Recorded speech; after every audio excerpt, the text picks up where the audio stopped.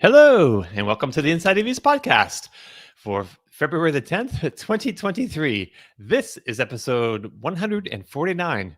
Thanks for joining us. On today's show, we'll be talking about the debut of the much improved 2024 Mercedes eSprinter, Ford teasing a high-performance F-150 Lightning, and Nissan and Renault have renewed their alliance to boost EVs. I'm Domenick, Inside EVs forum moderator and Inside EVs editor. Joining us today is the extraordinary Mr. Tom Logney, senior editor at Inside EVs and host of the YouTube channel State of Charge. And of course, Kyle Connor joins us from the majestic, practically palatial halls of Out of Spec Studios, where he produces high voltage videos for a growing number of YouTube channels. Welcome, everybody. Good morning, gentlemen. Good morning. Unfortunately, Martin is off to his countryside holiday cabin with his family this weekend. So he won't be joining us today. I don't think he does have a Starlink dish, actually, but the speeds he gets out there, I guess, are just too low to really work with the video. So it'll be a nice surprise if he manages to drop in at some point, but we're just going to carry on normally here with this stiff upper lip and all that. All right, so let's kick this thing off with what we've been driving this week and then get to the news. So Kyle, good morning. And you were driving all kinds of things this past week and got some entertaining videos out of it. Nokian, the Finnish tire maker, plowed out a big parking lot and a track for people to come and test out a number of cars that they had on hand. And then you show up with your own fleet of mostly electric vehicles belonging to you and your friends. You actually dedicated an entire video on the Kyle Connor YouTube channel to driving your smart ED. That's first on the summer tires and then on a set of winter Nokians. So maybe let's start there. So how big a difference was made, and what's special about the smart car that it deserves its own video? Well, let's start with the smart. The smart electric's been one of my favorite cars because I love having cars that are fit for purpose, doing exactly the job at hand, which is just running to the store and back, running, wherever. It has about a 50-mile range. I think we charge it once every week or two. It's a really, perfect vehicle. We've had it for almost 4 years, maybe over 4 years now. I've owned this vehicle. I bought it new in 2017 or 2018. And it's just one of those cars that we'll probably never get rid of. It's just been a wonderful machine. And, I had it on summer sort of tires that we could destroy because this is the car that lived at the track in North Carolina for a number of years. We would use it for support. We'd run out if a car crashed in the smart, we'd go move cones with it. And so we really, this thing lived a really rough life, just getting pounded around the racetrack every day. And now, moved out to Colorado, brought the car with us, and we needed to get it on snow tires, no question, out here in Colorado. So what we decided to do was actually to do the tire swap around the Nokian event that we were attending. And again, this was an event for mostly a couple journalists, but mostly their tire dealers to really experience their tires so that, when someone's going at the counter to buy new tires for their car, they can at least explain, I've had experience on Nokian snow tires all season, all weather, etc. And it was really amazing. They gave us the track for a whole day. We had a whole out of spec day just because Nokian's one of our sponsors on the out of spec side. And they said, we're building the track. You get a whole day, bring all your friends, bring the whole situation, everyone from your team, and go send it. And so we drove the smart car on whatever tires we had on it, crappy tires. Of course, putting snow tires on it will make it better. It was never intended to be a real tire comparison, but just shows the difference of how much better, a tire fit for purpose is. The snow tires made this thing a true rally car. It was awesome. Right. The short wheelbase, did you mention that? Yeah, really short wheelbase. We also, it's rear wheel drive, rear motor, and we have a full ESP traction control shutoff switch that we aftermarket wired in. So you can do huge skids in the smart car. Right. Yeah, it looks like a blast. I actually watched this entire video, and it was great. It's actually so hard to drive that car. on slippery surfaces because of the short wheelbase. So it just wants to Right. spin instantly. And it was funny watching Drew drive this, Drew who owns Martian Wheels, Right. because I'm really used to the smart car. I've been sliding around for 4 years. So like, I just know you have to be so fast on the wheel and it has such a slow steering ratio. But Drew took him like a couple seconds to be like, oh my God, what's going on here?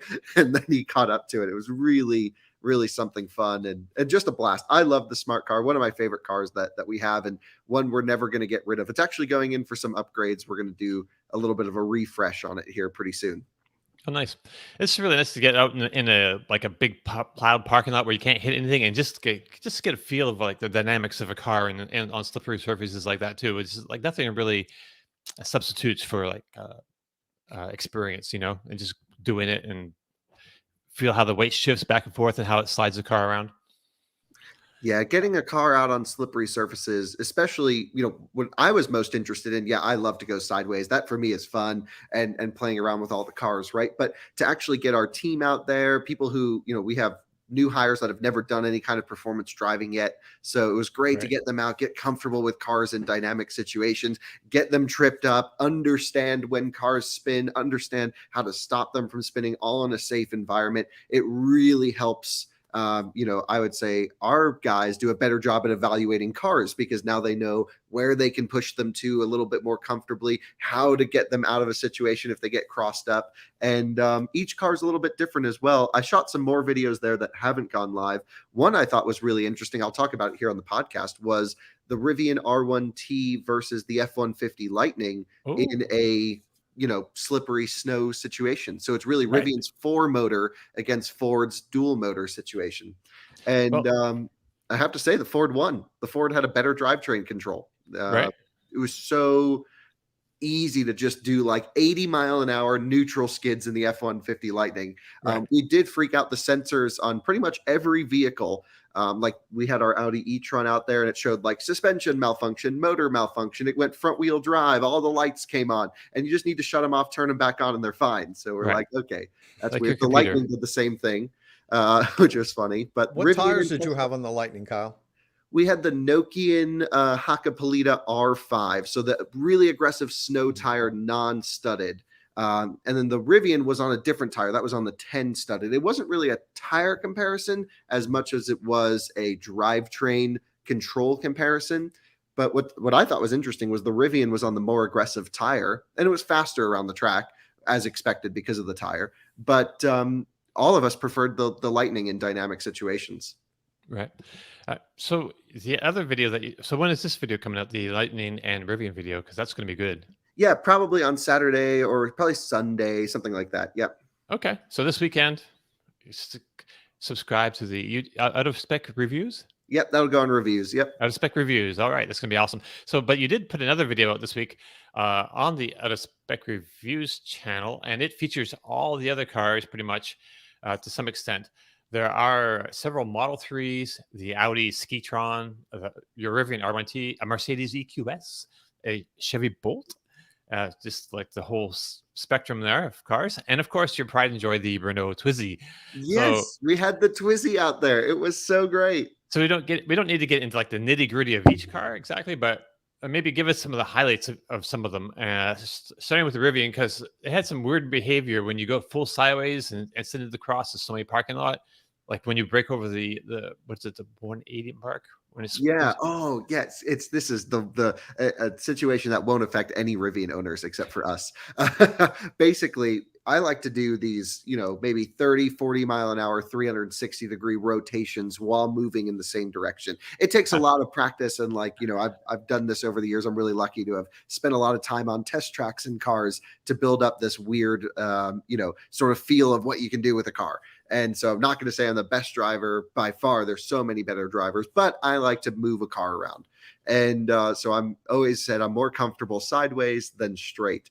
Well, in the Rivian, when you're going, you can do big drifts in the Rivian. That's easy. You can do 50, 60, 70 miles an hour, full skids, and it's pretty good at that. Although we did have a couple suggestions for Rivian drivetrain tuning in our videos coming up. The The problem with the Rivian is when you attempt to do a moving 360, which is, get up to 30, 40 miles an hour, crank the wheel, full throttle, spin the car, then you want to come back the other way. As soon as you come across 90 degrees of rotation, when you go full opposite, direction, parallel. What am I trying to say? It's parallel. What's the other way, Dominic? Parallel. Yeah, perpendicular. Thank That's you. the one. As soon as you come perpendicular to your original path, the truck starts actually applying power to the wheels. And so it applies a ton of torque. It actually helps you rotate the truck on the rear axle, and then it'll throw itself into park, and it just locks down all the fun. So as soon as you come across about 90 degrees, what you need to do is stand on the brake pedal, try and get the wheels to lock through ABS, throw it in reverse, turn the wheel the opposite direction, floor it, and then you can spin the whole front end around back to the direction you were originally traveling back into drive. So and you demonstrate this. I'm not sure if we played this part at all, but you demonstrate this on this video close to the end here. Yeah, it's going to pop up right here in a second, actually. So Okay. You'll see. I can kind of walk everyone through if you're watching our YouTube audience here. Basically me saying it just threw itself into park. What just happened? Right. So that's Drew and I. We're in the R1T. This is the 4-motor system. So here we are building up speed, big steering input. I'm wide open throttle. Now I'm standing on the brake pedal, trying to throw it in reverse, back to wide open throttle, pulling the front around, back to drive, and you pull it straight. So we're here to provide the real consumer advice. And so that's what we're doing here, at least. That's basically stunt driving. Right. I mean, on ice, it's very little. It's not harsh on the vehicle at all. I wouldn't recommend doing that on pavement at all. So yeah, just on ice, you can do pretty much anything and zero risk of, the thing I like about it is it's really low risk on your mechanical components because there's no traction. So everything's under such little stress. And it was really fun. Really loved it. Had fun in the Twizy. We all thought that the Audi e-tron had unbelievable drivetrain control. Teslas with track mode were amazing, of course. And but actually, I think all of us were probably the fastest in the e-tron. We all felt that the Germans really knew what they were doing there, getting that car tuned properly. Right. I thought I'd throw out some Twizy footage here, because that looks like a blast. And the windows doesn't have windows, right? So you just get snow coming straight in. But even in you're driving the Smart, you put the roof down. There was snow everywhere in the cabin. It was just a hilarious day. It was just a blast. And I was actually there for almost 4 days straight doing this. And it was just the best week ever. So a little bit of a vacation personally to go slide around cars all week. It was really fun. Right on. Meanwhile, I'm so jealous. I'm looking at Kyle with all that snow and having fun. It's February 10th now? Yes. We haven't had a half an inch of snow in New Jersey yet. Wow. And I can't remember going through an entire year. And I looked at the 10-day forecast, no snow. Now that gets us to the end of February. It can snow in March, but usually we don't get a lot of snow in March. I had to talk to my dad, and we were talking about when he remembers a year in the 70s when we had no snow for the whole winter. And that might happen here this year. And it sucks because, as you know, I was talking to you guys about deciding which truck I was going to take. And I was like, I want to get it through the winter. I want to get both of these out in the snow. I want to see, which one rides better in the snow. I haven't been able to do that yet. I bought an Ego electric snowblower so I can make videos and see how well that works. Snow Joe sent me one of their snowblowers as a loan. So I was going to do comparison videos and everything. Nothing. It's 62 degrees today here. It's February 10th. That's just nuts. I mean, this is what I'm outside in, a sweatshirt. And wow. I was warm. So I'm so jealous seeing Kyle spin it around out there. I haven't had a chance to have any fun in the Lightning or the Rivian yet this year. I'm in Florida and it's 63 degrees. It's so almost it's warmer as in New warm Jersey. here. It's crazy. That's nuts. All right. It was just Colorado up in the mountains. We got we've had quite a bit of snow. It's been good, but one thing I think, just to wrap up, the point of this event for us was to go and have fun. Of course, go slide cars around, talk about electric drivetrain control, talk about ESP calibration, all the stuff that I'm fascinated with.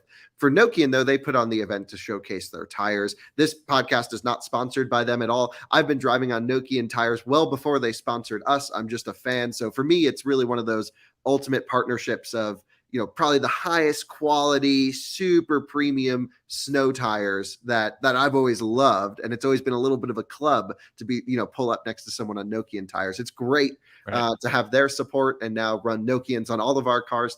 Thanks to them. And, of course, have access to tracks like this. So really the two tires I just wanted to touch on this podcast, not that they're paying us to say anything about it, but I just think it's important for people to know the new R5, which is their dedicated snow tire, and their new 10, Hakkapeliitta 10, both are Hakkapeliittas.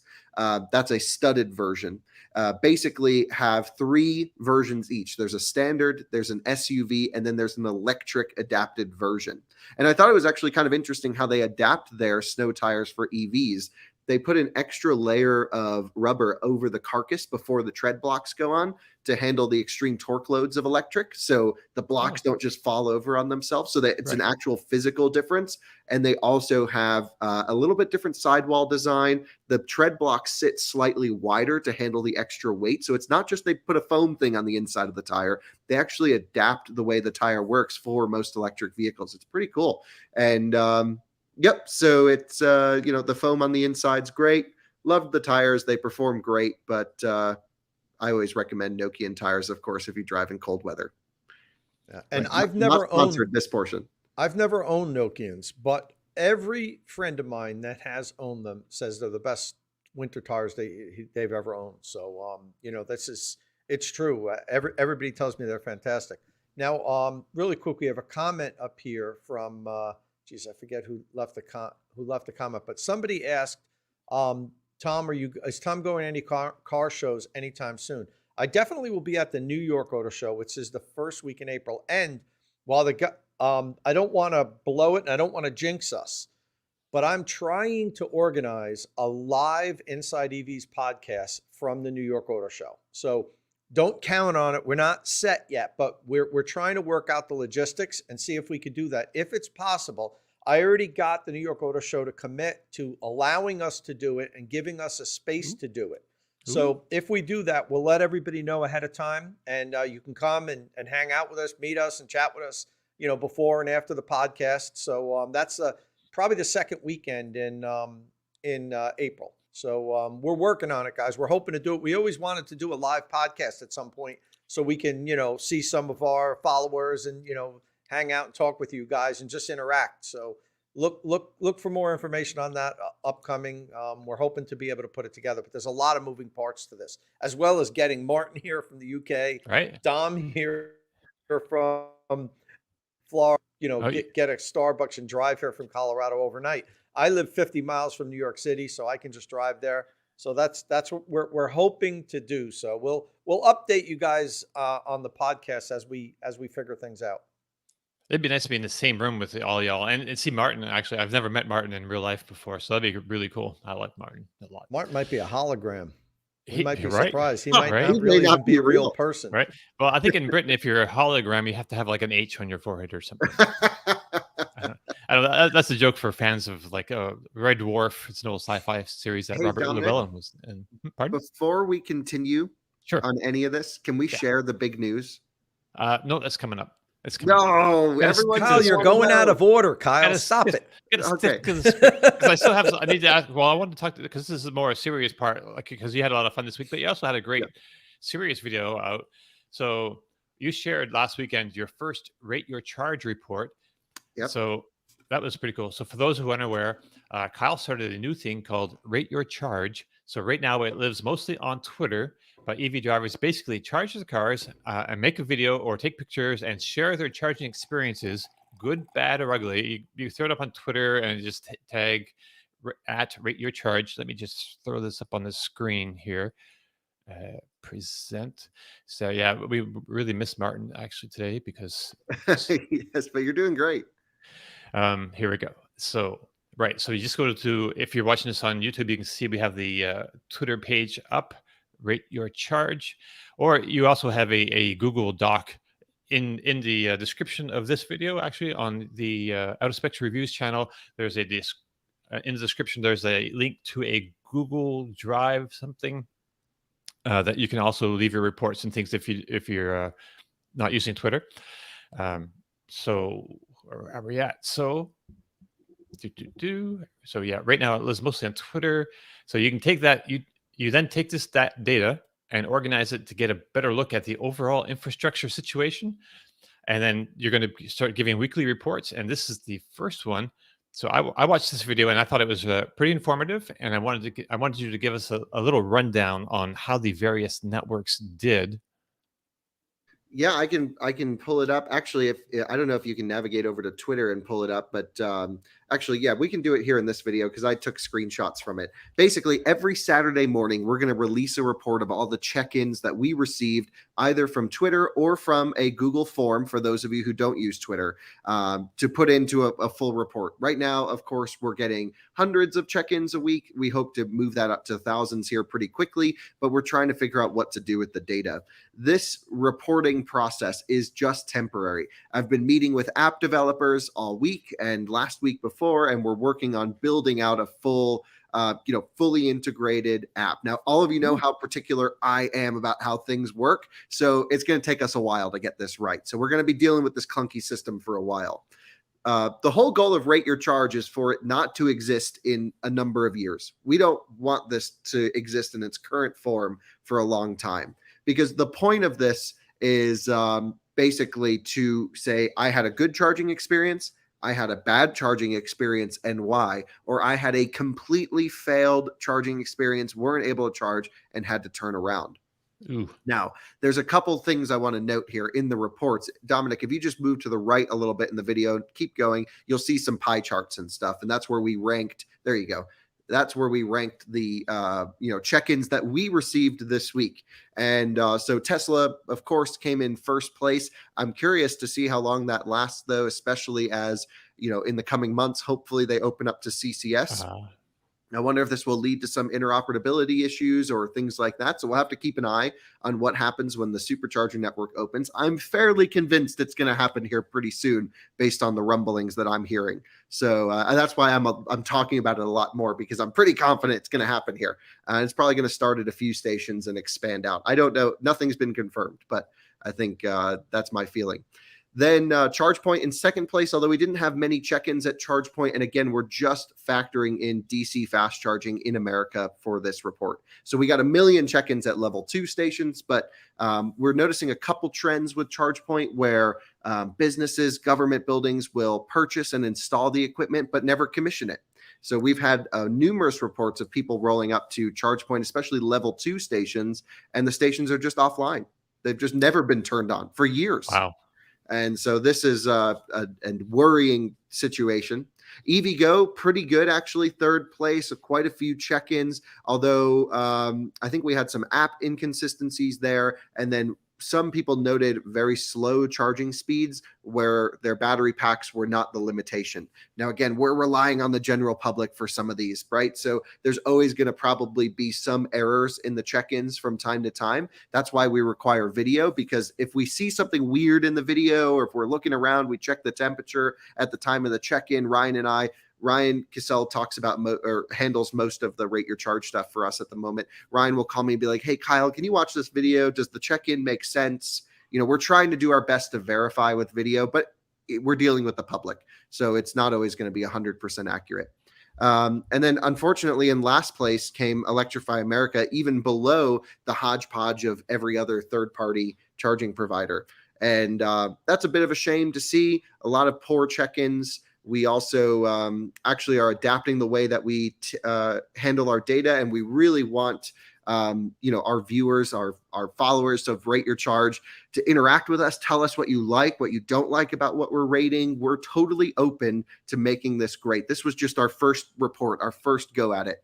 We want to really make it right, but we noticed a ton of issues with the Electrify America app showing chargers were online when they actually weren't, and so we're going to get there and make, really dial in some things. For example, this week, if you have a station that 2 of 4 chargers are not working, that's now considered a bad check-in. If half the stalls aren't working, that's not great. Previously, we reported that as you're still good. It was 3 of 4, we're down. That would be bad. So now we're trying to adapt. People were like, hey, that's a little bit too lenient. So we're gonna cut it down to half the stalls not working as a bad check-in. Couple other things to note here. We started this Rate Your Charge on LinkedIn, sharing the report on there. Just one report, one post. Pretty much every head of every charging company and head of charging experience for every automaker is following. So we know we have the ear of the industry with this thing. And so we're really trying to do this right. We're not trying to, we're definitely not altering data. We're really trying to present what we're receiving. And I would say most people probably have a tendency to check in if there are problems, rather than if you have a great charging session and just drive away. I was just going to ask Ultimately, about that part.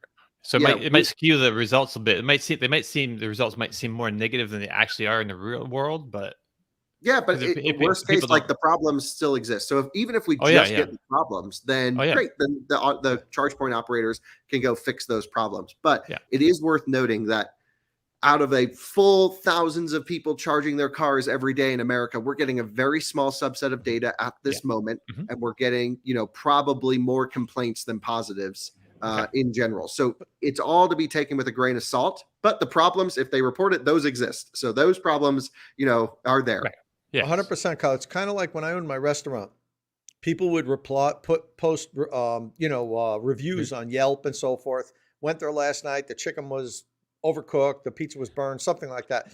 But, I serviced 300 people that day. And one person probably legitimately got a bad meal, and they're the ones that posted it. So you would, I was 0 for 1 on reviews that day.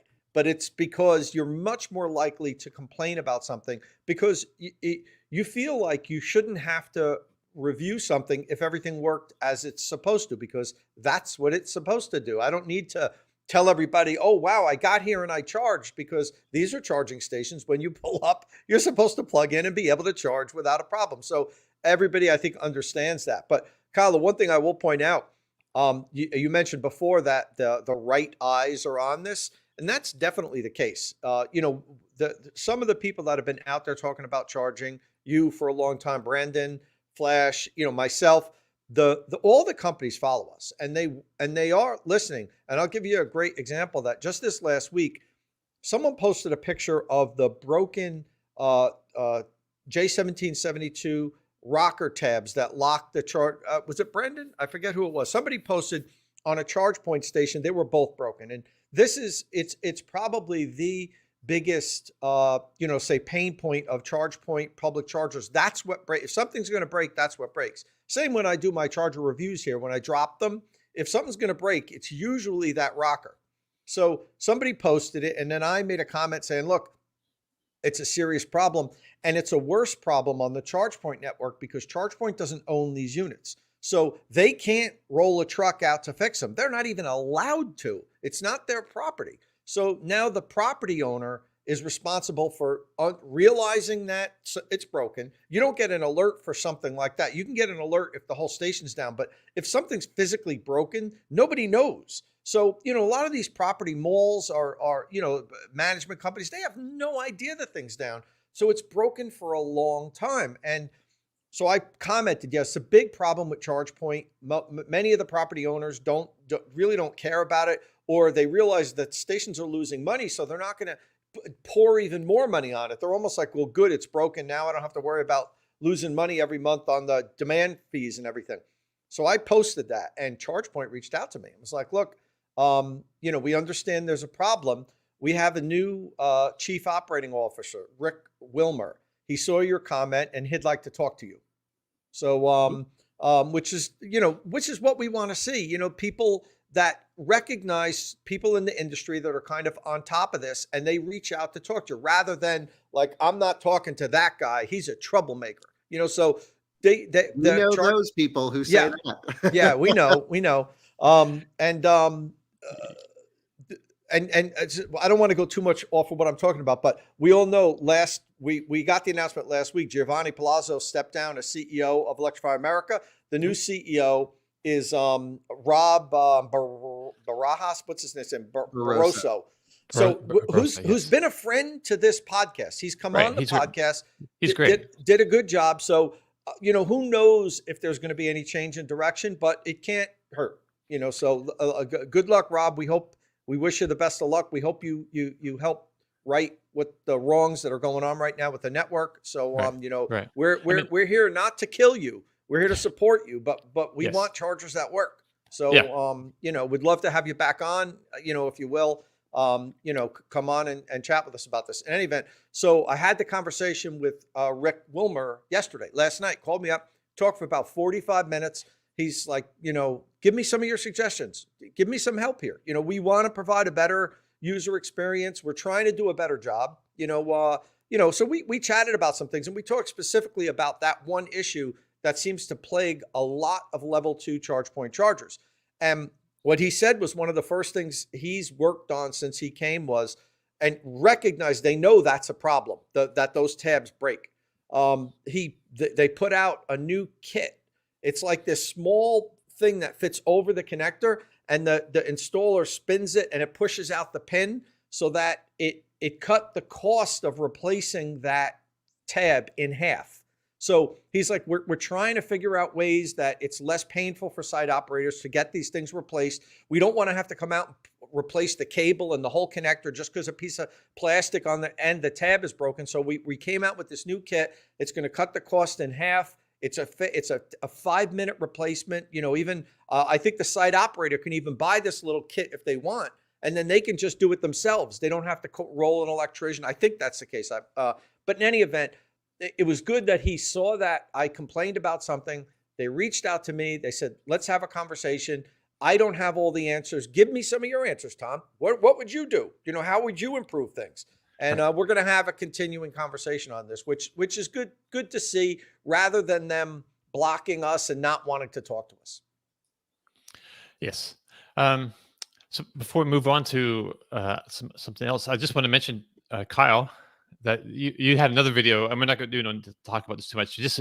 So Kyle has a channel called Out of Spec Motoring, and it's more like travel videos. So when he does like a long distance trips, you know, he puts a video up of the trip up on that particular channel. And this week you put up a video of a trip, I believe, through Norway. Was that? It is the part 2 of the epic Nordic electric road trip, and it's great if if you're in the mood for that kind of video this weekend. It is up there on that channel. So, Tom, I don't believe you were driving any new vehicles this week, but you did go to an event to learn about a new website that General Motors has put together to help new EV drivers. And I believe that you are putting together a more comprehensive article and video about this. But maybe if you want to just give us a little overview of the site, because it's not like a typical kind of site. It's a really kind of a different approach, right? Yeah. So this isn't brand new. They actually had a soft and GM launched a website called EV Live, and it's an interactive website where you go to EV Live. You guys can go on it and take a look at it, and it's basically meant to. What's that? Sorry, I was going to say it's evlive.gm.com. It's a weird URL. Okay. Right. But if you just Google EV Live, that's going to be the first thing to come up, I'm pretty sure. But in any event, it's meant to answer questions and help educate people about electric vehicles, pretty much anything, charging, battery life, whatever questions you might have. So you can go on this site and you can kind of play around with it yourself. But then if you want to talk to somebody, you click on chat with somebody and they pop up on the screen. They're live. And it's a video. It's a one-way video. They can't see you. You can see them. Oh, nice. And now you can ask them questions, and then they'll walk around the EV Live studio, and they have interactive touch screens. They have a chassis of I think it's a Lyric with the batteries and everything, so they can show how like a skateboard design is and how the modules interact. Now, of course, it's going to be, even though they said this is brand neutral, like if you're interested in buying a Ford or a different EV, you can call them up and ask them questions. They're not going to, try to steer you into getting their brands. But, they do talk a lot about the Ultium battery pack and why it's so great, which is fine, but, if you want to ask them questions about public charging, I'm going on a road trip. I own a Hyundai Ioniq 5. I'm going on a road trip. I'm really worried about charging. People say you have to warm the battery up, things like this. Now, they might not be able to tell you how to go into your settings and initiate battery preconditioning on your way to a DC fast charger if it's not their product, but they'll explain why you might want to precondition, because it'll cut down your DC fast charging times, and proper battery health, charging at home. I'm going away on a vacation. We get this question a lot. I'm going to be gone for 3 weeks. What should I do? Should I plug my EV in? Should I leave it at 80%? Do I, what's the best policy? So they'll be able to answer all those questions. And I think this is good because we need more education. Don't forget, we're at 6% adoption right now in the US. Right. 6% of the new cars are EVs. 94% of the people made a conscious decision this year to say, I don't want an EV, and buy a different one. So, even though a lot of people out there are learning about EVs, we still have, a Herculean effort in front of us to educate people on charging, on kilowatt, on kilowatt hour, on CCS, on CHAdeMO, on Tesla. There's so much that's needed. So for a brand like GM to say, we're gonna build out the studio, it's gonna be live for I think 12 hours a day. We're gonna staff it. We're gonna answer your questions. We're gonna, whatever you have. And if we start getting backlogged, we'll bring in more staff. And I think that's a good thing for the industry.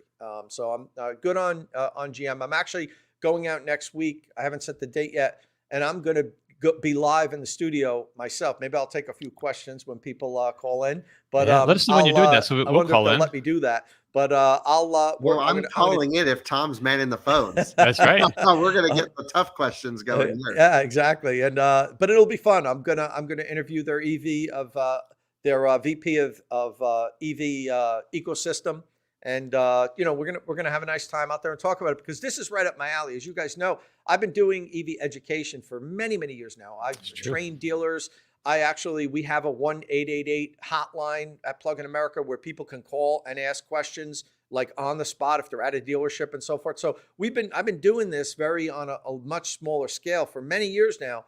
And I think it's part of the reason why they invited me to this. And I'm excited about it because we need this. We need more.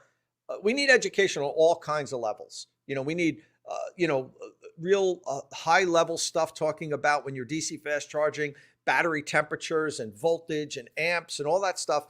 That's really important. But we also need baseline education that sometimes I think all of us forget because we're like, oh, I learned that 8 years ago. But we have to remember there's so many people out there that are starting from ground zero. They know nothing about EVs. They don't know what a kilowatt is. They don't know what a kilowatt hour is. They're used to a gallon of gas. And think about it, a gallon of gas, it's so easy to explain what that is. I mean, you buy a gallon of milk. You can visualize a gallon of gas. How do you visualize a kilowatt hour? How do you explain that to someone? It's hard. It's not easy. And then you throw into the whole mess, public charging with different connectors and the station's not working and everything. So, there's a lot of education. There's a lot of help we need to provide in this transition to electric. And I'm happy GM is investing a lot of money and effort into doing this. Good on them for doing this. Or you could just subscribe to Out of Spec Guide, and every day you'll have easy to understand episodes on basic EV topics. That's true. You do have I don't think we've talked about this channel. Have we talked about your EV Guide channel? No, I don't think so. Wanted to give us a quick elevator spiel? It's not for any of the Inside EVs audience, but if you have friends who don't understand electric cars, Max is the host of this channel. The goal is for daily episodes. We have been doing it. And it's all about basic EV topics. For example, we had one which was, why does my electric car charge slowly in the cold? And, I would never put a video title as a question. So it was actually called, if you road trip an electric car in a cold temperature, watch this video or something like that. But we explained like, hey, it's going to charge slow if your battery's cold. Here's how you can warm it up. And just very basic stuff. Here's how to activate a ChargePoint charger. Here's how to activate an Electrify America charger. And we start at most basic. Like we always say, if someone's stuck at a charger, this is the video we want to pop up first, because right away we're just like, plug in a car, tap your credit card here. If that doesn't work, here's how you set up the app. If that doesn't work, here's the number you can call. So we walk everyone through each of the, least aggressive to most, I would say, in terms of activating chargers as one of the series. It's awesome. I'm thrilled with it. The response has been wonderful. I know we've helped a lot of new EV owners learn about their cars. We even explain on popular models how to start them, how to turn them on, how to see your state of charge, how to drive them. So very basic education. Yeah. But needed. It's necessary stuff. Like a lot of like people are borrowing people's cars, like parents are borrowing their kids electric cars, and there's all kinds of situations coming up where people are getting in the cars and they have no idea how they Well, actually work. Really, Dom, just kind of. it's also for the people that are maybe thinking about getting an EV as their next car. They're 6 months out, they're 8 months out, and they're Yeah. like, how do you even drive these? So they'll search, how do you use ChargePoint? How do you do this? And they'll find, Kyle's channel, giving them baseline information. Now, a lot of my followers, as far as charging, are baseline. And I key myself to that. I try to talk slowly and repeat myself about, why you want to do things and everything. And that's very important that we do this, because as we said, I know the Inside EV's audience is sophisticated electric vehicle enthusiasts. A lot of them are, but we're a subset of a subset, guys. The vast majority of the people out there really need help with this stuff. And it's important that we provide it. There's probably only, let's just say, 2 million people on the planet, something like that, that really want the nerd data. That's what our views are telling us, roughly.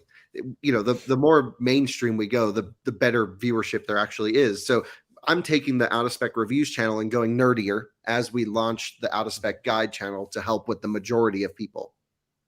Well, that's good. You cover all the bases. Right. Before we go on, I just want to mention too that Tom, you have a review of the EvoCharge home wall unit coming out this week, tomorrow, Saturday. Yeah, the EvoCharge. I might even get it up today. The video's done. I just haven't had time to post it. Everything. I might get it up today. I have one here. This is what it looks like. It's EvoCharge. Okay. I've seen those. Yeah, it's getting pretty popular. I like how thin and small it is, and It's small and light, right? That's one-handing this. I'm a fan of the small, lightweight, compact units. There's really no need to have these giant units, take up so much real estate on the wall. So that's one of the positives for this. So they make 3 versions, and I got all versions of them just to try them all out. The 32 amp dumb charger, the 32 amp smart, the 40 amp smart. So I've been using them all for the last 3 weeks here, just interchanging them. And the full review's coming up today. There were some failures in the review, which I don't root for any failures, but in my tests I seem to find things that fail, and so that'll be interesting, I think, for people to check out. And I've been saying I have to try to get these reviews down, because my reviews are like an hour long of a charger, and it's like so I set out to this one. I said, I'm going to get this one down to 30 minutes, and it's like 44 minutes. I couldn't do it. It's just the time there's too much to talk about. There's too much to talk about. So if I don't want to skip things that are important, and I don't want to, there's people that do reviews that plug them in and they're like, look, it's charging at 32 amps. This is great. It has a 35 amp. Like, I have to just dive into the nitty-gritty, show you how to download the app, show you how to initiate the app and pair it to your thing, show you what features work in the app, do my, automatic restart test, freeze the thing, drop the connectors, that all, it takes time. Right. I just want to say, it's like, for those viewers or listeners who have never seen Tom's reviews on the State of Charge YouTube channel, he's very thorough. He puts things in a freezer overnight to check the stiffness and the cold, drop tests, into the whole gamut. He knows what he's doing, and done a great job of producing these kind of review videos for some time. So definitely, if you're in the market for a charger, go check out that channel. And the great thing about it, Tom, is I get feedback from all the companies now that and this is what I was hoping for originally, but I never even thought it would get to this level. Companies now are designing their chargers around my reviews. I've had at least 6 different companies say, we're doing a redesign because you found a failure here. Emporia, which I love, is actually, it's right over here. I think it's a great unit. The connector holster, you can see that connector just dangling up in the air. It's a horrible connector holster. And I killed them on that. And they're like, Tom, you're right. We're going to make a new connector holster. So like, companies are literally changing their product based on the things that I find, which is really, to me, rewarding. And that makes me want to dig deeper. And okay, what test can I do next? How can I beat the shit out of this thing even more, so we find even more problems with it? That's all right, Dom. We're not being sensitive. I think if people are really in market, they'll watch an hour-long video. Yeah. I would never. What I always tell everyone on my team is, make the video long enough to fully explain what you're trying to share. Yeah, and don't it worry just about takes the me time. long. to do it. Yeah, Kyle, it's a 'cause lot of effort, yeah. but like no one else is doing what you're Yeah. doing. I show you how to hardwire it because all these come with plugins. So I Okay. literally open the case and show you, okay, if you want to hardwire it, you got to remove these things here. This is where the wire is going to get landed. It Right. just takes time. But I was so like, I have to try to get this to half an hour. And then I was like, my first cut was 58 minutes. I'm like, all right, I got to get this down a little bit more. And I did, but I got it to like 44 minutes. All right. But So yeah, look forward for that. The EvoCharge reviews coming up today or tomorrow, guys. awesome. All right. So, okay. As many of you know, I do not own an EV at the moment. So, Here we go. so Ooh. last fall, I sold my Chevy Spark EV that I bought 3 years ago with 9,000 miles on it for $9,000. And Carvana was offering me almost $15,000, and it seemed like a no-brainer to sell it after 3 years and 20 some thousand miles, whatever it was. I think it had 32,000 miles on it at that point. So unfortunately, that also meant going without an EV for a while, which sucks.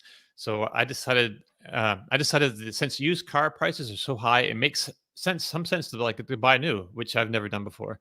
So really, only the Chevy Bolt EV fits my budget, and then really only with the IRA incentives, in Inflation Reduction Act incentives.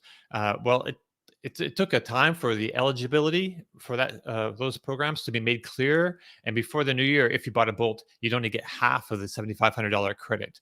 Or no, you wouldn't get any because it wasn't part of they'd gone over their cap. And so there was like no tax credit money.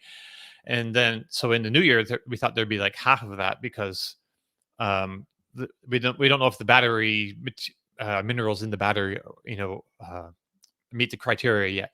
But so they haven't finished finalizing the rules. So there's this like January, February area where the Chevy Bolt is eligible for the full $7,500 tax credit. So that's what I was looking at.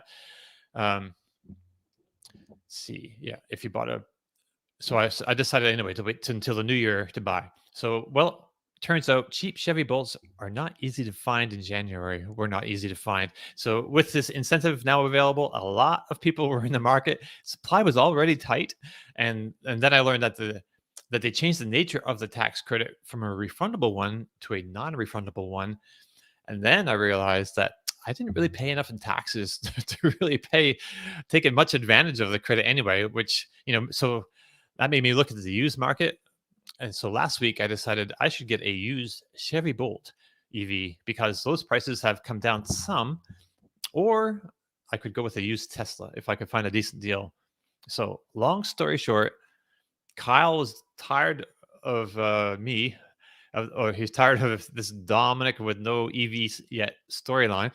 So after the show last weekend, we hung out on the online studio, and he talked me out of a Bolt and into a Tesla, and then we basically looked at all the long-range Tesla Model 3s for sale in America without any accident history and like salvage titles and a long range. And we finally found one. And so now I've put down the deposit. I have insurance. This car is north of Chicago. I'm in Tallahassee, Florida. So I'm leaving this afternoon to go to Waconda, Illinois. And I hope to be at the dealer first thing Saturday morning, 9:00. And let's see. So this is going to be it's a 2018 Tesla Model 3 rear-wheel drive with long range with, we think, FSD. The dealership it has FSD, full FSD. Right. The dealership was kind of unaware of what FSD was. They don't really get a lot of electric cars It's a in Ford Waconda, dealer. Illinois, apparently. Yeah. Yet. So let's see, what else was there about this car? Oh yeah, it was the price we settled $31,900. It's got 44,000 miles on it, I think, around that area. And so that's basically the deal. And yeah, so, the 2018 black on black sport wheel, Right, sport wheel. long range rear wheel drive, which is the real efficient big battery. I've owned the exact spec car, 2018 black on black long range with sport wheels. I loved that car. Always went so far on a charging at 250 kilowatts and above. A regular autopilot, whether you choose to use FSD or not, that's going to help you if you ever need to back out of the car. The car was priced as if it didn't have FSD included in it. The dealer had no idea what it was. We checked. We have the screenshot that shows it's included. It's not a subscription. And so I think you just totally nailed it on this purchase. Clean car, no accident history, 40-something thousand miles. And you're going to get it tomorrow. Whew, it's been an anxiety and anxious weeks, let me tell you. Two And now I'm questions just I starting have to Kyle mostly, because Kyle knows the real nuts and bolts of Teslas more than I think both of us do. Kyle, I thought the full self-driving computer was a new computer that they added in 2019. So this person would have had his computer updated, right? Upgraded? It's either been updated or it hasn't yet, but it'll be eligible for it. And the second question is, I thought FSD wasn't transferable. Nope, totally transferable. If you buy it with okay. the car, it sticks with the car. The only time it's not is if it goes back to Tesla, they then can remove it. Okay, gotcha. Yep, Yeah, but okay, good. the way Dom's buying it, fully in there, Fully all transferable. good. Yep, and honestly, the car is a good deal even if it doesn't have FSD, because it was the cheapest, clean, long-range Model 3 with under 50,000 miles in the entire country. That's nuts. 31 grand's great. But it has FSD, so we're like, holy smokes, just go for it. And so really great. And it still has battery and powertrain warranty for another 4 years or so. And you're pretty much good to rock and roll. Drive that thing, enjoy it. And I've convinced Dom to start making a little bit of a video with it, with his road trip and everything. So we'll maybe see that on a new channel at some point soon, right, Dom? Can we announce anything? Yeah, no, I mean, I don't have a name for it. Actually, if you have a YouTube channel name suggestions for me, please throw them in the chat. That'd be super. We were thinking, what was it? Dom Electrified, I think it was. Yeah, I wanted to call you Tesla Domenick, but he said no. No. I want to keep it open because so my idea is to keep this like for maybe 2 years, maybe 3. I don't know. So we're looking. Part of this, the rationale for this decision had to do with depreciation, and so a brand new Bolt would depreciate quite a bit, where a used Tesla, the depreciation might not be. I might be able to sell this car for practically the same money after 2 years if I don't put a lot of miles on it. With the Just FSD, depends on what the market will do. Yeah, depending on what the market the market's unpredictable. Who knows? But you're not going into this planning on selling it in a couple of years, probably, right? You're probably thinking that you're going to hold on to this for a little while, no? I'm not sure because it depends on a lot of things, like my income levels over the next couple of years, because I have enough money stashed away to make my payments for a while, no problem. But I gotta get serious about my financial situation. He's got to get that YouTube channel up and going. You got to pump the content, daily videos, put ads every 30 seconds. No ads. I hate that so much. Oh my god, that's why I like watching your channel or Tom's State of Charge channels. There's no mid rolls, and I think we have them. We struggled for a long time with the mid rolls on this channel, and we finally. Yeah, then YouTube's breaking because I put mid rolls all in there. Oh really? Yeah. I mean, I did see some on yours recently, on one of yours, but I know what happens. There's a YouTube thing. Yeah, if you use ad blocker, we don't make money, which means we will eventually not be able to make videos for you. Right? Don't do that. Don't do that. Support creators. I mean, at the end of the day, I'd like to say I work hard. I have a lot of fun, yes, working hard, but ultimately we do it because we can make money on YouTube. Well, you have to. I mean, at times you have to be able to make money. Right. I think people understand that. Yep. Right. And Dom, since Dom was going through this whole thing, I've been checking all the local New Jersey dealers to see if I could find Dom a Bolt, and there's not a single Bolt on the lot in any dealership in New Jersey. There's a couple Bolt EUVs, but no Bolt EVs. And by a couple, I mean like a couple. I think there's like 3 in the state of New Jersey.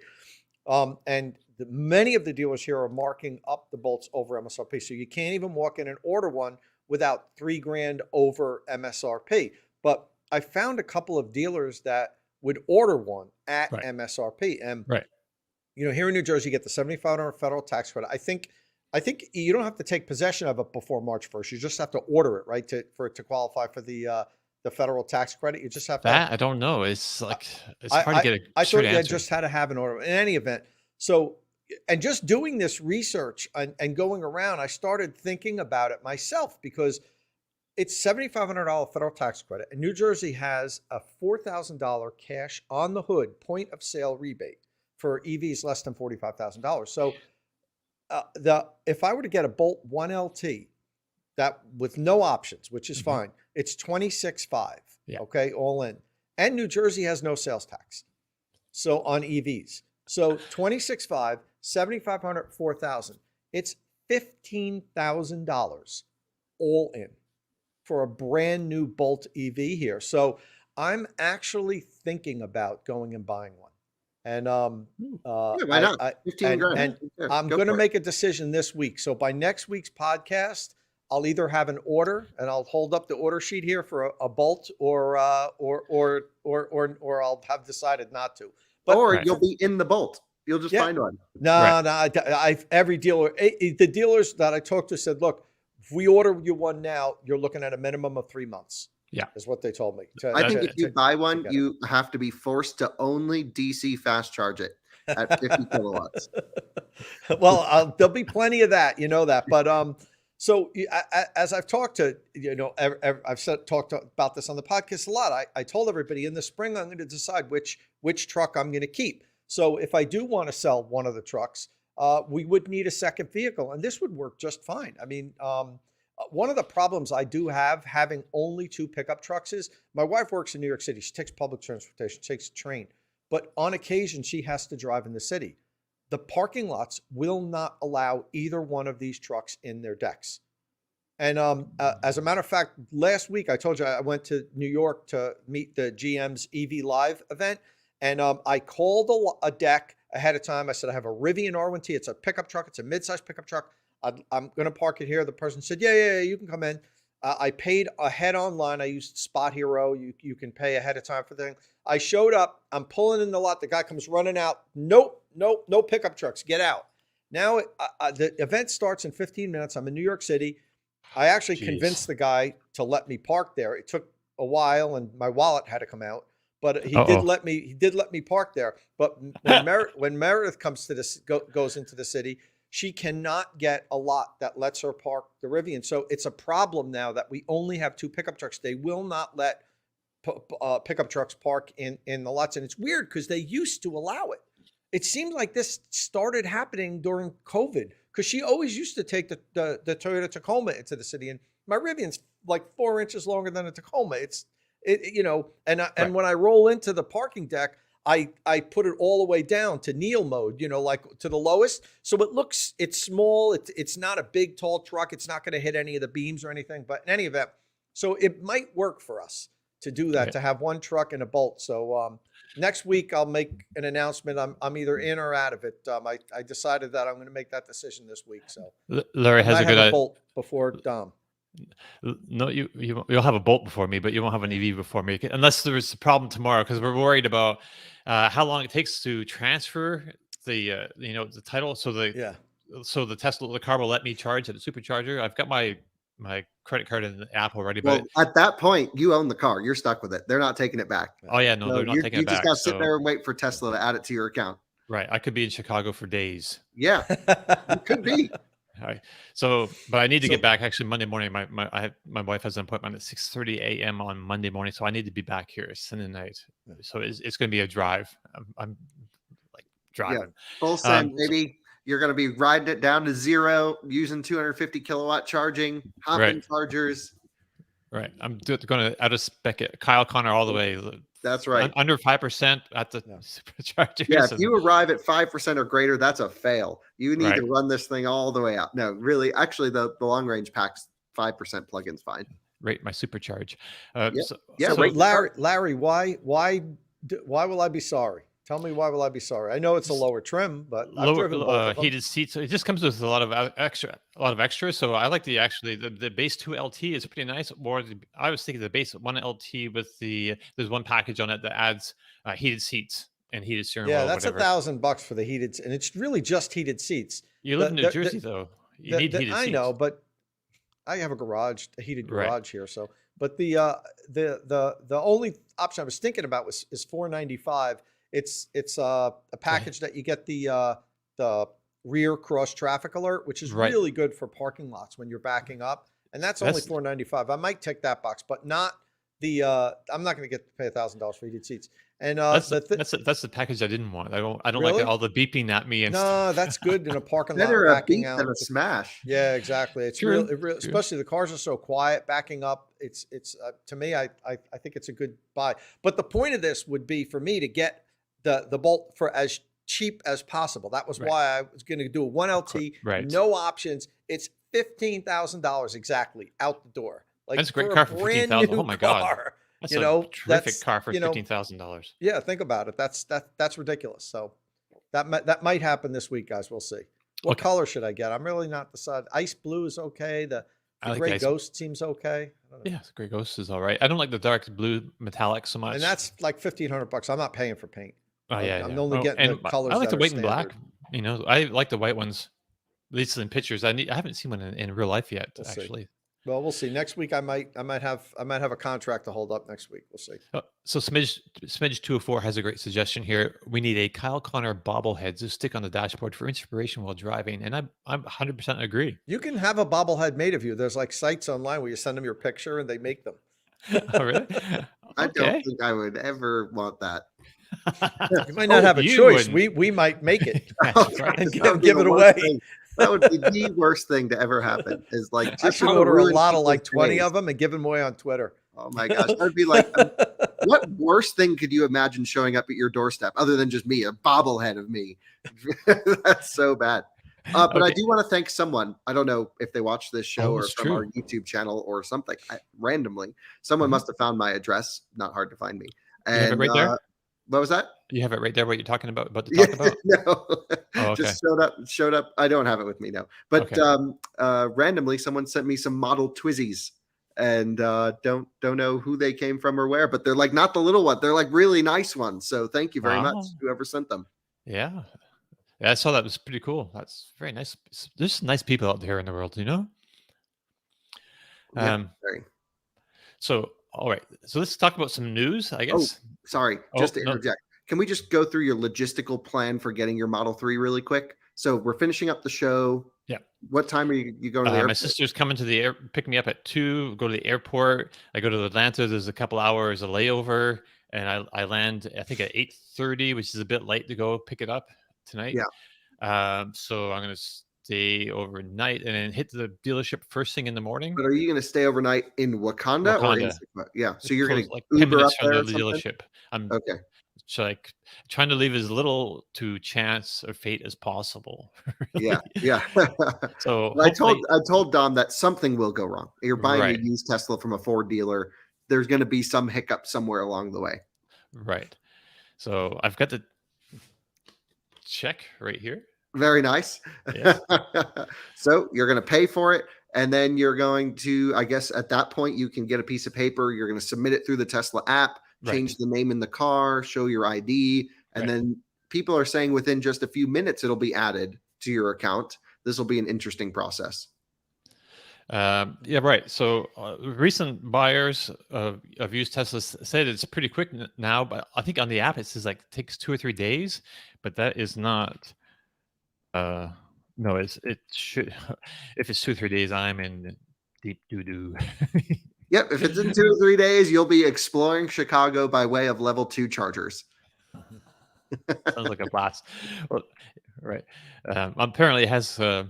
We got to has- maybe send you a CCS adapter. No, Maybe even if it has car doesn't- adapters.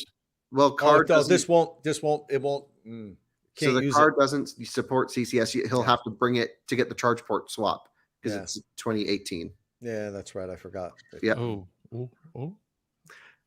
So newer Teslas support CCS Yeah, charging the with a 20s and on. CCS adapter. It's like a $250 adapter, and you can use Electrify America, EVgo, etc. Right. But your car's a 2018, just like my Tesla is older, my Model 3. Okay. And you can either for like $100 and something just swap the charge port out yourself because it's not under warranty. It doesn't matter. Right. And then you're CCS enabled, or you can bring it to Tesla. And I think in just a few weeks, they're going to start upgrading the older cars to support CCS. And it should be just a few $100. Okay, well, we'll see what that is because that sounds like a great new video for my new YouTube channel. All right. Okay, so the big product news of the week has to be the debut of the 2024 Mercedes eSprinter. Of course, Mercedes has already been making an electric version of its popular Sprinter van, but this is a huge improvement. And this one will be made in the US as well as Europe. And it's going to be sold here first. So, Tom, you wrote this up. They didn't just throw more batteries at the problem, did they? Tell us about this thing and that now has a decent amount of range. So they did throw more batteries. Right, they did, but But that's not that's all, not though. the only thing they did. They Right. developed a whole new powertrain, much more efficient electric motor with better cooling. They have their new powertrain. They call it the EATS, a Yes. powertrain with an integrated electric motor in the rear axle. The previous version, eSprinter, I'm pretty sure the motor was up front, right? This one, it's in the rear, so it's the first one. It's rear-wheel drive only. It's not coming to the US with an all-wheel drive. And I actually talked to Mercedes about this. I was like, well, initially, right? And I think they were kind of like, no, it's not gonna, like, period. So in any event, it has a 113 kilowatt hour battery, that's the existing eSprinter has a 58, I think, kilowatt hour battery. So it's double the size of the existing battery. The WLTP range was, God, I think it was 248. That's the combined. The city WLTP was 311 miles. And Mercedes did a recent test with this from Stuttgart to Munich and back. And it was a observed test by TUV. It wasn't like Mercedes did this themselves. They had a official in the car where they monitored, they fully charged it, they measured it, how much energy went in, they did the drive and so forth. And it went 295 miles. And much of this was on the highway, and it wasn't high speeds on the highway, but delivery vans don't drive 90 miles an hour typically. In any event, well, unless Kyle's driving, I see Kyle shaking his head. No, I mean, Amazon gets the packages so fast. These guys must just be sending it everywhere. Well, some companies have like policy where, if you're caught driving more than 65 miles an hour, you get fired. I know I have friends that own vending companies and so forth, and they limit their drivers on how fast they're allowed to drive. But in any event, so it's probably going to be EPA range rated, around 225, 230 miles. I mean, compare that to the existing one, which is like, 125 miles, something like that. So Right. this van can work. It's almost double. Yeah, But- this and this van can really do the initial, the existing eSprinter. They never brought to the U.S. It was released in select European markets, really inner city delivery, where the van would just drive to the next stop, and they barely make it back to the depot. So they said, we're not even going to bring this to the U.S. U.S. is too big. The driving demands are too much, so that they didn't bring it. But this is going to work. Now you compare it to the GM's brake drop and the Amazon van, and even the Ford E-Transit. The current E-Transit only goes 125 miles. It doesn't really serve too many business uses, in my opinion. They are making a second generation that's going to have a lot more range, but this can work. This can really can handle a lot of tasks for businesses. It has a 2,624 pound payload. There's two different motors, either 134 horsepower or 201 horsepower. Let me think. Just shy of 500 cubic feet of cargo. I think 490 or 488 cubic feet of cargo, which is comparable to the large Ford E-Transit, just about the same size. The standard onboard charger, it has a 9.6 kilowatt onboard charger, 40 amps. The standard DC fast charge rate is right out of the box. It'll do 50 kilowatts. If customers want it to do more, they can upgrade that to 115 kilowatt DC fast charging. I don't know what the uptake of that's going to be, because I think most people are going to use this where they're going to charge in their depot overnight on level 2. If you have a delivery van and you're requiring your driver to stop during the day to charge, to DC fast charge somewhere, that is downtime. Even if it charges quickly, that's a loss. You don't want your staff to have to stop for a minimum of a half an hour or 40 minutes at some point. You're losing the vehicles off the road, and you're paying somebody by the hour to sit in a vehicle to charge it. So most of these are going to be charged at their depot. So I don't know how big the uptake's going to be on the higher DC fast charging, except if it's in the case where they're going to be using this fan a lot. Maybe it's a 24-hour use thing where there's deliveries and drivers are coming in and out. And then the company could actually install DC fast charging on the property. It makes financial sense if that's the case, where these are going to just be constantly used like that. So it has MBUX with the Hey Mercedes use. It does OTA Mercedes. updates. I think what else? So It's made in the U.S. It's made in Charleston, South Carolina. Right. So It's rear-wheel drive. You said it's not all-wheel drive. it's rear-wheel drive, so it's possible that this will qualify for the federal tax credit. So Oh, really? We don't know the price yet. It's going to we be don't- under 80,000, or is there different The price for hasn't been commercial? announced yet. The price hasn't been announced yet. Okay. So For commercial But, vehicles, is there a different incentive or I don't No. think so. No. okay? Not Yeah. dollar-wise different incentive. I mean, Right. There are incentives to go electric for commercial applications, though. Right. How cool is this thing? But look at the back. It looks like, so are they selling it with all this racking in the back? yes, I mean, that's there's tons of different racking options. I couldn't even. They actually didn't include them in the press release. okay. But I went over to Germany to see this last year, like 5 months ago. I couldn't talk about it though. Right. And they had it all set up with all different configurations and everything. So they're gonna offer different configurations for people. Yeah, it looks like it's set up really for parcel delivery right out of the gate. So I can see like a lot of businesses getting into that just for that, or I don't know, stripped out. I mean, a great camper for some people. It doesn't have the range for like a cross country camping trips, maybe so much. But I don't know. Yeah. What not- was- not what for was that, the- probably what was the DC fast rate charge again for the higher rate? 115 kilowatt. Standard's Ooh. 50. What? Ooh, it's a bit on the low side, but I That's guess- like really bad. Yeah, well, it's not. 50 I don't is think people terrible. are going to take it. I think most people are going to stick with the 50 kilowatt because Don, they're when I not. was These aren't going to be driving- DC fast charged. When I was driving around Germany, I saw all of these out for testing because they were doing final validation. So I'd roll up the chargers next to eSprinters. They're in all the videos and everything. And but saw like 90 kilowatts on them on average, something like Mhm. that. And the test drivers are like, don't take photos. I'm like, I'm taking photos. Sorry. Call the Yeah. polizei. Called So- their commissar. You know what's funny is like in Germany they use sprinters so differently. You drive down the autobahns, these things do 100 miles an hour all day Yeah. long. They're just sitting pegged. Here in the US though, sprinters get really beat up. I mean, people use them hard. So having an electric drivetrain is wonderful. I own a Sprinter. I'm so excited about this. Actually, just as you were doing it, I emailed Mercedes and I said, I've got to drive this thing. When's the first test car available? And so, just super cool. Love vans. Love that it's rear wheel drive because who doesn't love a good handling van? That's part of it is how Mhm. quickly can you deliver your packages? We're going to do a race. We're going to do the eTransit versus the eSprinter package delivery racetrack race simulation. So that'll be a video coming up. Right on. Sounds great. All right. Anything else we want to talk about the eSprinter? You have a Sprinter too, right, Kyle? But yours is all-wheel drive and diesel. But you're familiar with the Sprinter life.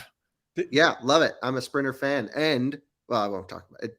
Basically, owning a Sprinter in Colorado sucks. I made a whole video about it. That's So, true. and that's literally your title. Yeah, because it's on my personal channel. I don't Owning a Sprinter fan in Colorado sucks. Yes, but You were just jealous because my last video had sucks in the title. So you had to make a video that said sucks in the title. I didn't actually think about that. That's pretty funny. But yeah, no, it's true. The Mercedes dealer experience is awful. As someone who's purchased Mercedes, it's really bad. And that's not just at one store. That's at multiple stores with multiple viewers buying cars. They really have a lot of work to do on their dealer experience. It's not good. Right. And you're a luxury brand, you gotta keep that up. I mean, you have to give a good experience because They've you have already some lost it. serious competition right now in the luxury end of the market. I got to tell you, we picked up and a little bit of a side rant, but I was getting my Sprinter service. That's when I made the video, and I watched so many delivery processes of people picking up, $200 and something $1,000 G wagons that they spent thousands, 70,000 almost over MSRP for, and the way the salesman's treating the customers. I was like, this is not the way it should be. Yesterday, Colton, who runs our out of spec detailing channel, I went with him and his dad, who bought a new Model 3 Performance to the Loveland Tesla store. That video will go live later today on the reviews channel. We showed up, signed a piece of paper. The car was all set, had the temporary tag. They showed him around the car, super nice, and have a nice day. They were totally expecting us when we showed up. The car was prepped. It was perfect, as good as it can be. And we all left like that was it. And everything was done through the app. It was so easy. So Nice. I got to tell you that in general, I have been sort of defending the car dealers over the last few years in a sense, because I do think there's like a need for local dealers and things like that. That was my idea. Recently, though, nope, dealers suck in general. Really do. Yeah, that's because I don't want to beat up on the dealers. But then I've just gone through like a good 2 months of dealing with dealers, and Dealers oh my suck god, in general. There's it's some good ones. there's some good ones. There's some good people at dealerships that work at dealerships, but But there are some. even like with Tom's really close dealer who's friends with him, whatever it is, in New Jersey, they had an F-150 Lightning. They called Tom. They said, "Do you want it?" He said, "I know someone who wants it." I sent them a credit card deposit. I'm like, "I'm in. I want this thing." Sold out from under me. It's just an awful experience, no matter which way you go about it. Right. Okay. So we don't need to spend too much time on this next thing, but I thought it was worth mentioning. So the big news over the past week at Ford is that they are going back to racing Formula One with the successful Team Red Bull. So at first blush, that might seem like an odd decision, especially as it begins offering more and more EVs. And the truth is, but the truth is, Ford will be bringing a good bit of that electrification knowledge to the table, and they'll be working on a hybrid powertrain. They've got new rules in Formula One this season. They allow for hybrids, and this one will include a 350 kilowatt motor and batteries. So racing programs are a great way to develop technology, and you can bet that some of what they learned at the track will eventually make it into mass market vehicles. So the Ford F-150 Lightning is just one such mass market vehicle, and we've just seen a picture. This is my cue to bring up the thing. Where's Martin when you need him? So we've just seen a picture of CEO Jim Farley teasing the front end of this high performance demonstrator version of the Ford F-150 Lightning. And let me just bring it up here on the screen for y'all so you can see what I'm talking about. Yes, right. And he's there with Daniel Ricciardo, I believe, who's a Formula One driver for Team Red Bull. And let's see. So Ford has built a few demonstrator vehicles like this so far, and they've all been pretty epic in their own way. And I suspect this one will be too. Now, back in the day, Ford made a street performance version of its F-150 pickup truck and called it Lightning.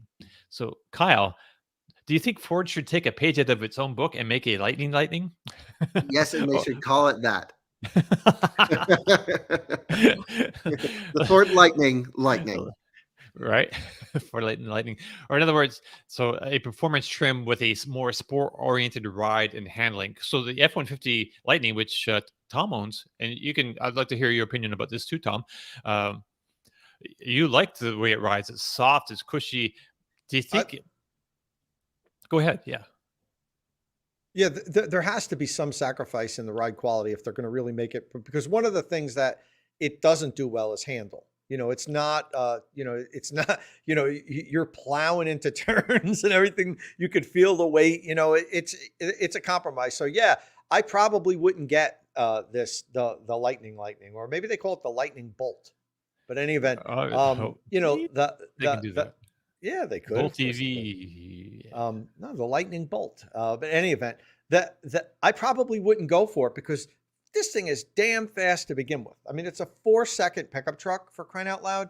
Right. That's fine with me. I'll take the fantastic straight line acceleration and lose a little bit in the handling, because I'm not going out and racing this thing. I'm not tracking this thing.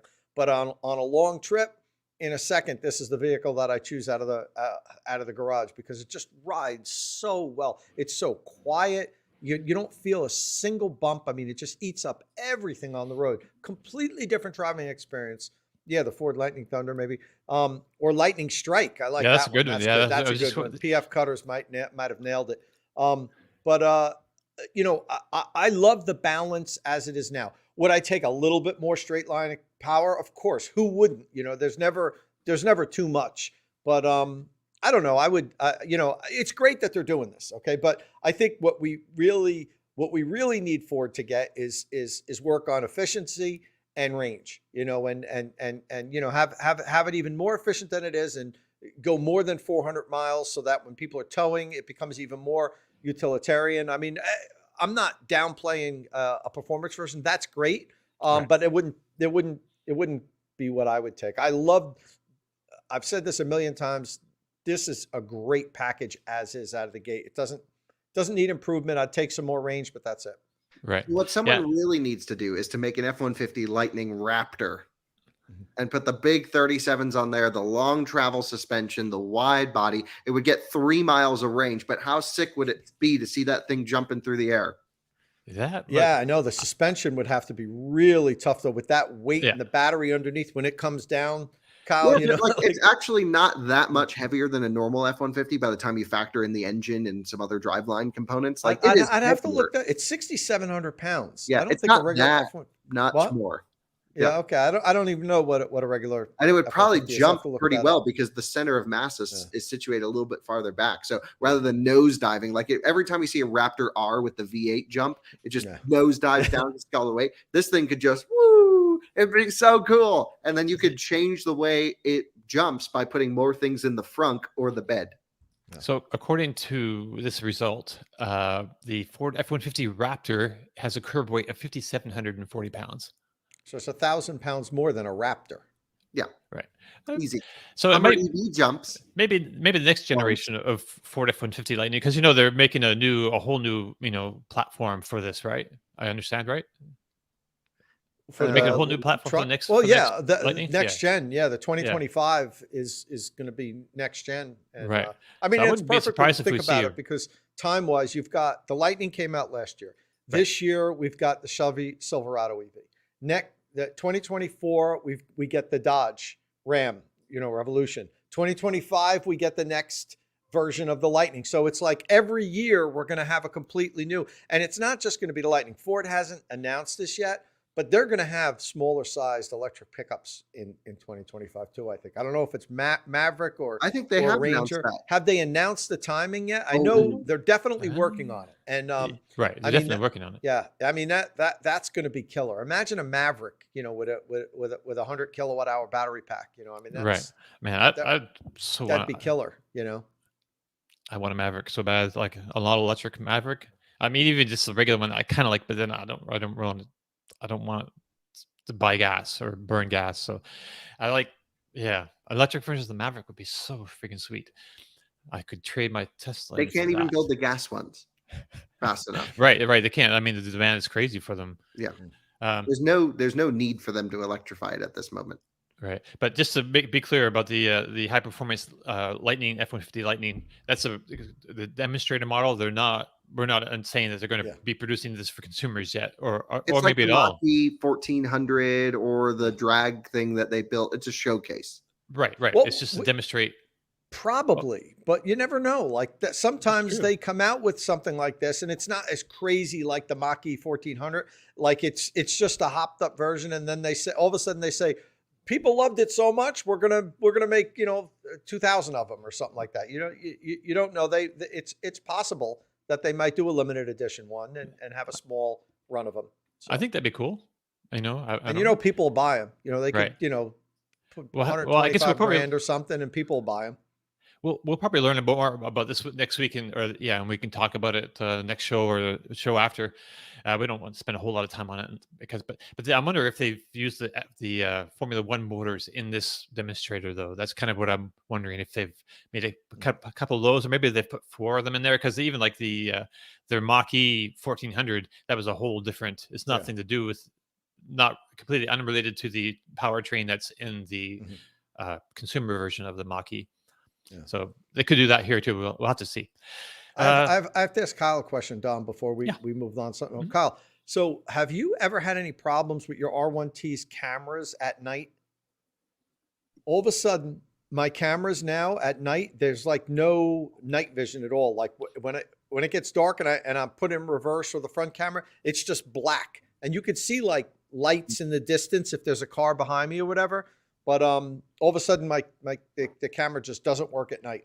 So I spent an hour this week talking to the R1 or Rivian software engineers, like a bunch of them, and a lot about charging and some other things. So I'll have some videos coming on that soon. But basically, did you get the new software update? Not yet. No. I have it on my truck. I don't know if they put me in like an early batch, but I was like, just put me right up front because I want all the new stuff. And so I don't know if they did or not, or if I was just lucky, but I have it, and I haven't driven it. I drove it at night before and never had an issue. No, I haven't tried it on the new software. So you never heard of anybody having that? It's weird. It just started like 4 days ago. I pulled into the garage one night. The truck? What's that? Did you reset the truck? I haven't reset it. No. So you just hold the hazard and the left scroll wheel for like a minute. In a minute, and try it out. I'll try it. Yeah, the cameras work perfect during the day. They just at night it's just black. So yeah, weird.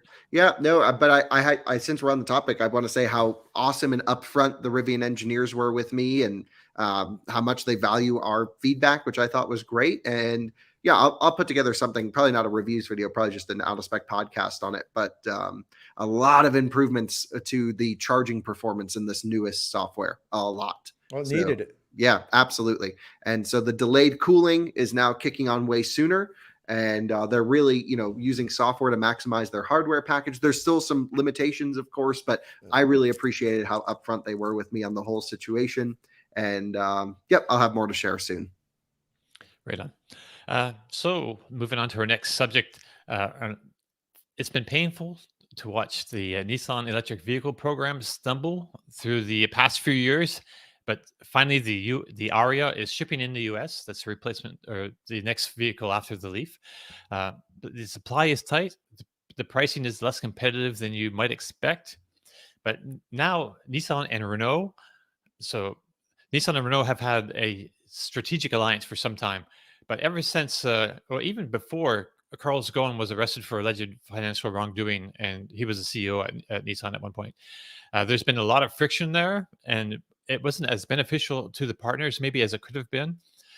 Now, finally, it seems like they've renegotiated the terms of their relationship, with hopefully the effect of expanding Nissan's focus on EVs. So Nissan's taking a 15% stake in Renault's EV development unit called Ampere, with the express intent to grow its EV lineup around the world. So this includes the possibility of selling some Renault product with the Nissan badge. So, and the Renault is not sold in the US. But so now we don't know what markets this might happen in. But Kyle, besides the Twizy, are there any electric Renaults that you'd like to see over here? A Twingo, perhaps? Well, actually, I really love the Megane E-Tech, which is built on the Aria chassis. I have a review of that car up. And so those cars are sister cars. I think the E-Tech's just a little bit shorter than the Aria, but same platform. Loved that car. Thought it was really good. Looked amazing. That car would do so well here. They could actually put that under the Infiniti brand. But also, speaking of a brand that has no direction whatsoever, and I think like Tesla's like, okay, we're getting all these BMW owners, Audi people driving to, everyone's leaving Infiniti. They don't have anyone going to them because honestly, objectively, all of their products really suck. And so they really need something. And I thought the Aria would make for a perfect Infiniti. The Megane E-Tech would make for a perfect small Infiniti. Or they just need to shut down that brand. I don't know. But that Megane E-Tech would be wonderful here. Of course, Twizzys aren't in new production anymore. But it's sad. I would love to have some new Twizzys over here. Love mine, of course. And yeah, pretty cool. And now, so that's good news. The other good news is Stellantis sounds like they're going to bring over the Ami for ride sharing. Or something. So that means we'll have Amis here. So I got to have a Twizy and an Ami. Sure. So either way, this is only good news. for Kyle. Right. Or for people, actually, so I'm thinking, so Renault has a lot of other electric products like the Zoe. So that's just a niche. Zoe and Leaf are what's the benefit? I think Zoe's a little bit nicer than Leaf, and it's a bit smaller too, I believe. No, it's not smaller Zoe's a little bit smaller, but it's so ugly. I really don't like the Zoe personally. I mean, I've done Nürburgring laps in Zoe and done all the wrong things with it. And I have a friend who only has one with 22 kilowatt AC charging. I don't even think hers has 43 kilowatt like the early ones. Right. And she road tripped it all the way from Zurich to the Nürburgring using AC charging, which is really funny. It has a small battery and it can do 22 kilowatts, so it probably charged pretty quickly. Yeah, Right? yes. You just like stopped and charged like 50 times. Yeah. But yeah, I mean, that's not that exciting of a car. Yeah. Okay. Yeah, I'm not sure what else. This is where we miss Martin because he knows, I'm sure, right off without even thinking about it, all the entire Renault lineup, right? So I looked at it last night somewhat, and they have some cool cars coming too that I was like I think they're going to do another version of the R5 possibly coming up, which is like, Well, they got to do something, that's for sure. They just need to what am I trying to say? They reboot. need to bring the Twizy back. Reboot the Twizy. Thank you. All right. Let's see where we're on time. Okay, a couple of headlines before we finish up here. The 2023 Lexus RZ 450e pricing has been revealed, And it's starts at terrible. $59,650. You'd be so dumb to buy that car. And Yeah, but it has 7 kilowatt AC charging, Kyle. Wow. that What a was- machine. So 2015. just to remind people what the RZ 450e looks like, it should be up there on your screen now. Right, $59,000. So what is this playing against in this neighborhood there? Model Y. Just go buy a Tesla. I don't hate to be that guy. Buy a Model Y. Buy an ID4. Lyric. Buy an Ioniq And 5. Model Lyric, Y, yes. the Model Y is not, I think, a very good looking vehicle, but that, I don't know. I have problems with this 450e, the front end of it. I think if you get a single tone, it wouldn't be so bad. I can't. And just like technically, all the other things. So there's Tesla. This is a lot cheaper than the BMW. But Aria E-Force all-wheel drive coming out soon. Also, Well, GV60, someone just commented. That's a Yeah. luxury brand, right? Yeah. In direct competition. That's direct competition. I Where's still that would say from? Lyric. Over. I've never played around with a Lyric. I just haven't had experience with it yet. But it doesn't look good to me. right. Okay. Right. Do you Yeah. like the Lyric, Tom? I like the Lyric. I'm not crazy about the back end, but I like the Lyric, and I sat in it super comfortable. Really, like if you like Cadillac style, it's that real like classic Cadillac kind of American style. It's different than European and Asian style. I thought it was great sitting in it. The launch version went for $59,900, and that I think that's the pricing is different now. I think they had to raise pricing or whatever. But sitting in it, I was saying $60,000 for this. A Model Y cost $60,000. This was at the time, and I'm like, it's ridiculous. Like how you could say that these two are the same price, because it was just so much more luxury and so much more comfortable. Now the Model Y might be a better electric vehicle, Right. than the Lyric, but the Lyric was a better vehicle. It's like, it's different, to me. The electric bits Tesla's got, I'm sure has GMB. Although we haven't driven it yet, we haven't really done a lot of things with it yet. But Right. we know Tesla's on their game with regards to electric, the electric specific parts. But the Lyric, I'm telling you, I sat in it. I was like, this is really nice, and it's got good specs, good range, good charging, and you look at And the it's captured an audience. It's nice and quiet inside. We lost Tom. We lost Now Tom. he's back. You lost your sound for a second, Tom. We Yeah, had and I robot lost Tom. your sounds. Okay. I think it's. But yeah, so the Lyric is it's pretty nice inside, and it's nice and quiet. And I'm really anxious, for Kyle, actually, for you and Tom actually to get some seat time in that thing. Like I've I don't- asked. Yeah. Oh, here I we think go. I think we can find one on Turo before GM or a viewer, because there's no press cars out there. I was told our press car was on the way here, hasn't shown up. So I'm going to try and rent one. I'm going to try and go to a dealer and drive one. They've been at dealers here. It just seems crazy. So I would prefer not to take the car from the automaker. I'd rather go rent one or borrow one from a viewer and do all the stuff. There's an Aria a viewer is bringing to us to review, because there's no press cars out there yet either. So we're going to borrow a viewer's car for all the tests. And what else do we have going on with all that? Yeah, BZ4X, back to this RZ topic. So someone at Lexus drove the BZ4X and thought, this is so good, we need to make a Lexus version. Right. And then someone else at Lexus thought, this is so good, we need to put a manual transmission in it. Did you guys see that? We talked about it on a show. Yeah. They're going to make a manual RZ. I'd forgotten about that. And that Yeah, not It good. Toyota's seems- really nailed electrification. They know exactly what the Welcome. I to- heard a wants. rumor, and I don't know how true it is. One of our viewers reached out to us, and I haven't said anything because I really wanted to go test it, but I can't. I keep trying to get out to California to borrow a BZ4X. Apparently, they have a DC fast charging limit over a 24-hour period of time. So this dude was driving up I-95 and was charging in South Carolina. I don't remember the exact story. And as he was charging, he went to go, I guess, plug in his car at the next station, and it said, "Sorry, you've reached your limit. You have to wait 24 hours." I don't know if it's true. I don't know what Well, you have to get one to try that out. I know. That would be, yeah. Oh man. It's, yeah. Okay. I don't want to bang on Unconfirmed Toyota report, too but much, I'm but planning to confirm it. And the best part is Toyota's like, "Kyle, you can borrow BZ4X anytime." I'm like, "Thank you for not watching any of our shows." so that's about our time here, but I just want to mention before we leave that the non-Tesla supercharger pilot program has expanded to Australia.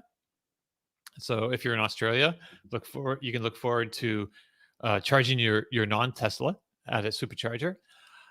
Faraday Future FF91 will finally go into production in March. They say. Oh, Well, really? don't hold your breath. Let's That's just see. one of the headlines. I just wanted to mention that. Just But more that's a big step. If it goes into production, that's actually amazing that they would have made it. I mean, it would be, yeah, it would be. And it'd be great to see. It's just Well, the after so Lightyear many went into false starts production at this too, point. Kyle. Okay, fair point. Remember, was Produce more than 5. Right. Because few weeks ago we talked about the solar car. What was that? Sonos. So no, the other one going into production at Valmet Automotive in Finland. Oh, the Sonos Xeon. No, was that this? No, it was the other one because Lightyear. Oh, Lightyear. That's what we just oh talked yeah, we were about. just talking about that. I said that sorry. they went into production and then it went Right. out of production. Sorry, I'm like trying to do with. Sometimes I miss the conversation. They're like, "Oh, we have to pay the manufacturer. We have to pay this company to make these. We can't just make them, sell them, and then give them the money after we have the money in our pockets." So, unfortunately. And one final thing. Genesis begins selling EVs in Colorado, expanding its EV sales footprint. So finally, at least that's the problem. You know, the Hyundai Group's got great vehicles, but man, we need them in all 50 states. We just need to up the sales, production. service, and software support of those vehicles really bad. The vehicles themselves, really good. What's funny? My mom drives a GV60. She loves it. Really, truly loves that car. So she's thrilled with it. And her purchase experience was actually good. But she was in one of, I think, 3 states at launch that she could buy it in. Right. That's kind of crazy. But anyway, so this should be an interesting week. We see. Before we cut out, Tom, I want to make sure everybody knows I'm giving away another charger. I'm doing one every month. I gave away 2 already.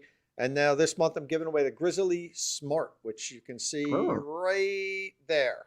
Oh, yeah. And it's a 40 amp smart charger, plugs in NEMA 1450. If you want to have a chance to win it, go over to my Twitter at Tomalog, retweet the announcement, and you'll be put in the pool to win it. I'll announce it on March 1st. Awesome. March 1st, Tom's Twitter, at Tomalog. That's with 2 M's. So that brings us to the end of our show.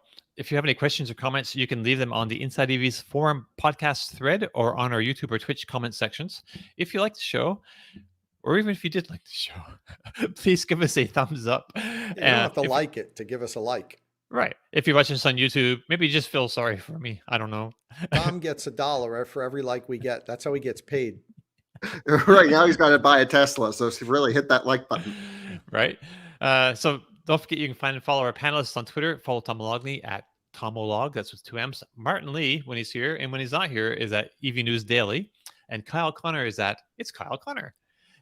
Click subscribe, tap that bell icon for notifications, and we'll thank you all very much for joining us. And we'll see you all again next week. Cheerio. Ciao. All right, here we go. And Tom's got to we're figure still out here, how to though. end the show. There we Oh, go. jeez. We're still live, Dom. Boo-doo-doo-doo, boo-doo.